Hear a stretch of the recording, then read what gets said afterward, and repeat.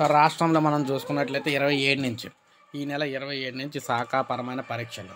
ఈ నెల 27 నుంచి శాఖాపరమైన పరీక్షలు అయితే ఉన్నాయి. ప్రభుత్వ ఉద్యోగులకు శాఖాపరమైన పరీక్షలు ఈ నెల 27, 28, 29, 30 జనవరి 2, 3 తేదీల్లో నిర్వహించనున్నట్లు ఏపీపీఎస్సీ మంగళవారం ఒక ప్రకటనలో తెలిపింది.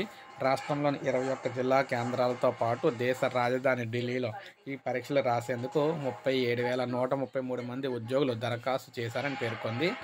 ఈ నెల 20 నుంచి వెబ్సైట్ ద్వారా హాల్ టికెట్లు పొందొచ్చని కూడా తెలిపిందనమాట. సో ఈ నేపథ్యంలో మనం చూసుకున్నట్లయితే మొత్తం మీద ఉద్యోగులకు సంబంధించి ప్రభుత్వ ఉద్యోగులకు సంబంధించి ఈ నెల 27 నుంచి కీలక అప్డేట్ అయితే ఇవ్వడం అయితే జరిగిందనమాట. సో ఇది మనకు ప్రజెంట్ లేటెస్ట్ అప్డేట్ ఉద్యోగులకు సంబంధించి. ఒక లైక్ చేయండి, సబ్స్క్రైబ్ చేసుకోకపోతే మన ఛానల్ సబ్స్క్రైబ్ చేసుకోండి.